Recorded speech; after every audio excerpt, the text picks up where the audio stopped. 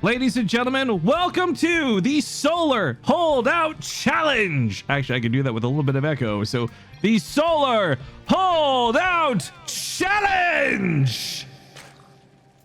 Our first competitor has been an all-star in almost every single one of our holdout challenges to date. He is, of course, the son of the monstrous, slowly falling, the one and only Dinozerg. And to the bottom right, the king of the hill, the Korean, the pro player who's here to slaughter you. He is, of course, Solar. Now, Solar's a really fun guy. I've known him for probably longer than I've known most pros. As you are probably very well aware, he also speaks English very well. So I encourage you guys to try and talk to him. Maybe distract him, or maybe you just want to queue up and have a chance to have a chat with Solar, somebody you don't normally have access to. Whatever the case is, the goal is to live as long as possible. So, oh, mouse scrolling is on because I was playing co-op the other day. Let me just go ahead and turn that off. Sorry. Anyways, the goal here is to live as long as possible. Now, for some people, they approach these games and they play normally. Baby Marine's a great example of this. He'll play a normal macro game and try to just like actually have a game out of it. But for everybody else, we encourage thinking outside of the box and not playing quite so normally. And this sometimes means building spine crawlers around your main base. Sometimes it means taking hidden bases around the map. Really, it's personal preference. But as I mentioned, Solar's goal here is to kill people as quickly as possible. And in this case, he's looking to do a kind of weird, funny, normal, like I'm gonna say normal, air quote, cheesy build. And against a normal player in a normal game, this would be great because, you know, you do a lot of damage early on and then they might just tap out of it. However, everybody today is encouraged to not tap out. This is gonna be real troublesome for Dinozerg, and he's gonna hurt from this. But this isn't going to be the normal win that you would get out of it for Solar, and that's where things look a little bit different. And with this being the first game of the day, Solar might feel a little strange, not knowing why his opponent doesn't tap out. Hopefully he'll clue into it eventually. Either way, between the spine crawler being built behind the mineral lines with some of the drone drilling, Dinozerg is holding on for now. Of course, Solar is going to be bringing some banelings into the mix too, and that's going to change things up. But for Dinozerg, he doesn't need a great economy. There's not a late game plan into this. This is not a type of match where you're looking to play this out for 20 minutes. You're trying to just live. So you don't need a great economy. You just need some economy. But all things considered, I gotta say, things are looking not bad for Dinozerg. I mean, the banelings are a little terrifying, sure, but there's a spine crawler up now. As long as he doesn't somehow eat all of his drones with the two banelings, I think Dinozerg's gonna be fine. Losing the natural sucks, but acceptable considering, again, what the parameters of this are. There's no queen, which is going to be a little bit difficult to help things with. The spine crawlers are not very maneuverable.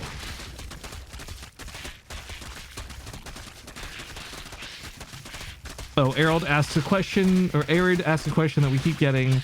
We'll talk about that later. TLDR, don't even worry about it. If we get to a series or a match where Solar's in danger, we can address it, but everyone asks this question all the time. We've been doing this for a full year, and in one game, in one instance with parting, somebody parting lost. I don't think it's something we have to worry about. But we do have contingency plans, and we have rules around that too. Anyways, first spine crawler does get surrounded and taken out. The other ones being built here are buying a little bit of time. Unfortunately for Dinozerg, speed's still not done, so it's making it really difficult to dance around these banelings. Now he tries to segment the lings off here. Oh man, StarCraft sounds are really loud for me. I gotta turn these down a bit, guys. Sorry, I hope that's a bit better. But yeah, the banelings are the big problem here. There's also a lot of Zerglings, and Dinozerg's timer's not looking super great off of this. I think he approached this with perhaps too bit of a normal mentality, and he got too late to jumping towards spine crawlers. That's gonna cost him a lot here, but he is gonna set he's gonna hit the time standard for everybody else to beat today.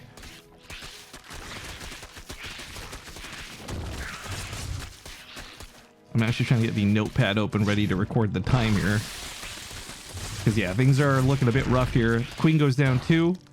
I don't think any drones snuck out, so sadly there are no hidden bases to buy Dinozerg time, and he's going to have a pretty short timer on this. Yeah, Solar's Bane's just kind of dancing around there a little bit. Dinozerg with the GG. Drone trying to run away. Not enough money to do anything. Build an extractor. No, gets body blocked by the Zerglings. Oh, that's a super denier. We're coming up on maybe 5 minutes here, guys. 57, 58, 59. Well, not quite tap out territory yet. We got the last building going down in a second. 506. We'll give him 506. We'll give Dinozerg 506 because we like Dinozerg. The funny thing is, rather than take a natural base, of course, he's taking his hatchery elsewhere. And the whole point of this, again, is so that when this all dies, Solar's sat there a little flabbergasted, a little confused as to what's going on. It's not even a hidden base. No, it's not. It's a shameless.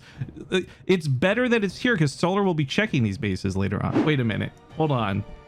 Terminator's making a lair, but with the hatchery that's hidden in the top center part of the field. Solar, wait, did Solar not see? Did Solar not see? Wait, he built a dropper lord. He's gonna hop into the overlord.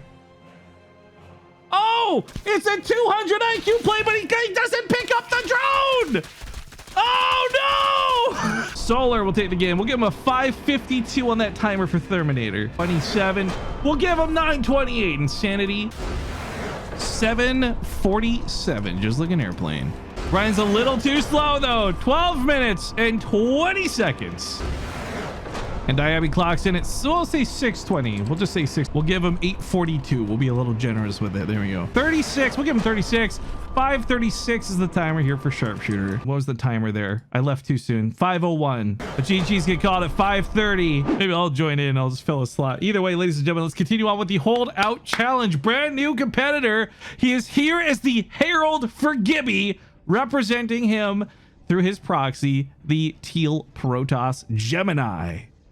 And to the top right is the Korean Zerg pro player, Solar. But what did he ask? No Imba units, please. More on that later. For now, watch the Lings try to break through, and this is not looking good for Gemini. Having lost the Adept already, there's nothing to fire back. All he can do is try to layer these buildings and buy a little bit more time. Excuse me, a Stalker spawns, but that's still not going to help that much. This Adept as well gets caught out. Void Ray is on the way, but it's one Void Ray versus an army of Lings, and while it will eventually win, I think the Lings break the wall before that's the case. More Lings continue to flood in here from Solar. He's building 22 more behind this. Rude gets called from Gemini. Should have planned better, man. You played too much like a normal sweaty StarCraft player. This is the Holdout Challenge. Gemini is not looking to get a top timer. Remember, the bottom time right now is 5 minutes and 1 second. I was even gonna make an Oracle. Shame, dude. Shame.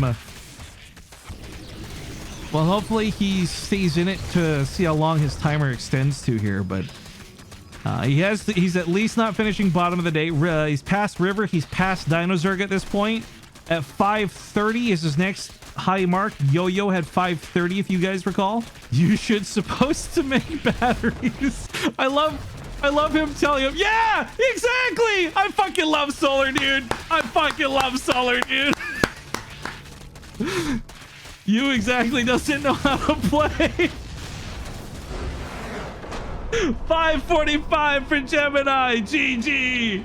You have to play weird and wild in these Holdout challenges. So for anyone who's still coming up to play today, think outside the box, play stupid, because stupid fucking works in these challenges. And for me, thinking about Solar, like if I'm a Zerg player, for example, I'm really like stressing out that people aren't walling off. Like I think Wagon's trying to do that. He's going to try and wall off the ramp. That's why the creep's being spread.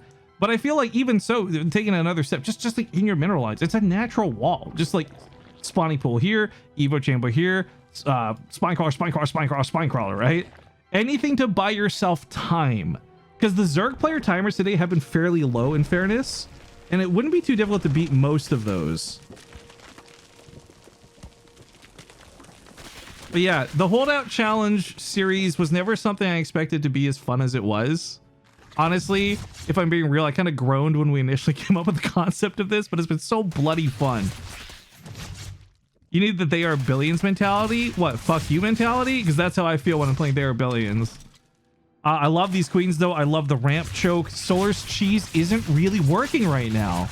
Not until the Banelings detonate in all the Lings, which they've almost done. Gets a lot of the Zerglings, wipes out half of them out, but the Queens still stand. Spinecrawler's on the top of the ramp. Solar actually has to withdraw from this a bit, and the Wagon gets all my shoutouts for the sickest defense so far today. At least as a Zerg player, excuse me. The downside for Solar is, of course, he cut some economy to make this happen. And this wasn't the easy peasy win that he's been getting all day. So now we kind of get to look into the mind of Solar and like, what's his recovery plan from this? because he doesn't have the numbers to bust up that ramp. He can't break these spine crawlers. And the wagon also has a shitty economy, but he has a slightly less shitty economy than Solar does. You exactly understand Holdout challenge. Hang on, isn't there there's an emoji I want to put for the oh, is there no spine crawler? Oh, there's bunkers and there's cannons. I'm actually really surprised none of the Protoss players today have gone with cannons. I feel like a bunch of cannons on a choke wouldn't be too terrible. You'd get Ravager down eventually, but like it'd be better than the Void Ray play we've been seeing so far.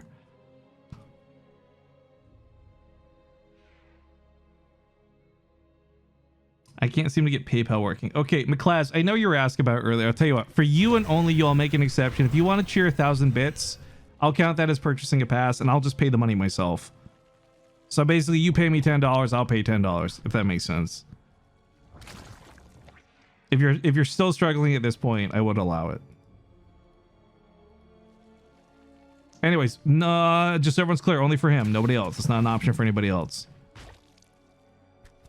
Anyways, Solar, yeah, a little bit funny that he kind of has to recover off of this. Breaking through this, like if you have enough banelings, anything's possible, but I kind of just almost wish he'd elevator up. And I think he's thinking about this too, or at least another facet, because he's got the layer going on back at home. The wagon has a layer going himself as well, but this guy is so well fortified, and Solar kind of tripped up early on that this is looking really good. This is already looking to be one of the best Zerg timers of the day. Of course, he has to beat all the rest of these timers for it to actually matter, but in terms of Zerg, this is for sure the most solid one we've seen. I would have gone cannons into Stargate. Mark, I will never forget the nefariousness. Okay, guys, I want to... You see that scumbag in my chat with the little wrench next to his name? That Twitch staff member? I need to tell you a story about this man. He played in a sponsor tournament. So we invited representatives from like Corsair, from Twitch, from all of our sponsors at a time to play in a tournament. Mark won that tournament. Mark won that tournament as a guy who has literally never played a 1v1 before in his life, because all he does is play team games and mass carriers. And in this mess of bad players from our sponsors, he won by just going carriers as a Protoss player every single fucking game. And I hate that I will never forget that. I forget very important details of my life. What's my social insurance number? I don't fucking know. I have it written down somewhere. But for Mark, I will always remember how he won that tournament, and I hate it. He's a terrible human being. He was like a huge fan of M canning. And you know what? He has to use soap on his head because he doesn't have any hair for shampoo. Super sus. Okay, the spine crawlers continue to advance forward. Wagon going for mutas is so fascinating to me. I really don't know how this game is like, I really think this is a top time contender at this point, because, you know, let's assume Solar gets Hydras out and fights the mutas back. The time it's going to take to break the buildings really throws this for a loop. And while the wagon is by no means, I actually have no idea if he's a pro player or not. Let me ask him. Hey, wagon, don't let me distract you, but what is your ranking? Masters Plus? Like, this guy's a god. He's like an actual god.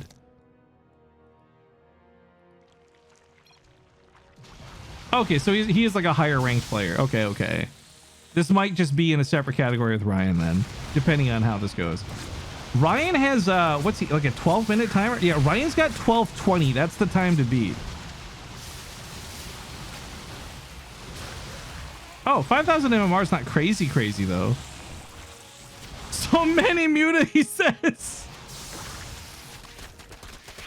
Guys, what if this guy beats Solar? We do have a thing about this, so let's start talking about it, because I don't know if it's going to happen. I think the Hydra should still hold. But okay, so we talked about this before. If a player beats a pro player, we have all agreed through previous Holdout challenges that it is technically against the spirit of the tournament. You're supposed to come here with the intention of losing. However, if someone can beat Solar into submission and Solar taps out, we will count that for their timer. But if they just straight up win properly, like they actually kill Solar, like, and that's it for the game, then it doesn't count, but we will receive a separate like super commendation type prize. We'll talk about that after. But for now, yeah, this might actually be a problem. Solar's getting so hardcore supply blocked by this. He doesn't have enough Hydras to push out. This is a real problem. And if Solar loses, it's hilarious, obviously, because this is like a 5,000 MMR player. And it's a little bit embarrassing for Solar too. You pay to lose. No, you play to lose. So the idea with the holdout challenge is you're supposed to hold out as long as possible versus Solar. Now, one could agree the best defense is a good offense. So we never want to restrict players from being able to do things. So there's no rules saying you can't attack Solar. But we do have stuff about losing the game, and that's part of it. And if Solar taps out, this is the timer. Like, for example, right now, if Solar were to type GG and leave, then Wagon's timer is 9 minutes and 44 seconds. So the idea is that, like, if you're going too hard, you are effectively hurting yourself. But again, that's because the nature of this tournament is to lose. I think it doesn't even matter, though, the rules of the tournament. Can you imagine? This is like GSL player, Korean Pro Solar, possibly losing to some 5,000 MMR Andy. Hello? If Solar taps out, you keep first place. Yes, technically, Ryan, that's how that would work. And I know this isn't like improper writing anywhere, guys, but this is the working understanding of what we've had for the last 4 different versions of these. Ever since Parting Lost, we had to put this into place. Wow, 2,800 bits from McClass. Is not sure how much this is, but would like to be in the 5 versus 5 in the... Oh, you want to be in the donator match, 5v1.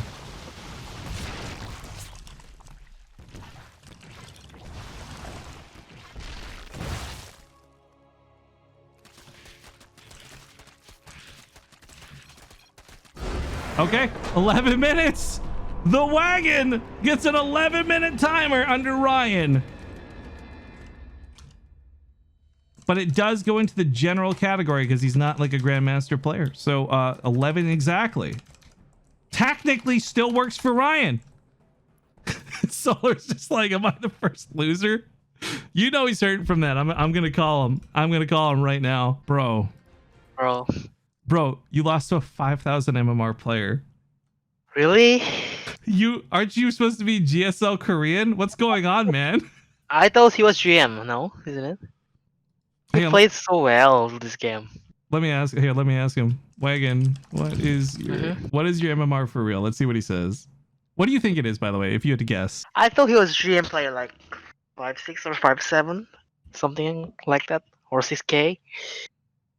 And he exactly understands how to play Holdout challenge. Yeah, unlike Gemini. Yeah. he exactly know I'm gonna rush to him, so he made 2 spines without any reasons. So it's very good play. It's genius play. I love it. Very genius play, yeah. Yeah. It was very nice play by him. Well, wait a second to find out. 5,600 MMR last year, he says. Wait, 5,000 this year. Oh, dude, that's so embarrassing for you, Solar. It's okay. It's all challenge. I can enjoy my losses now. Yeah.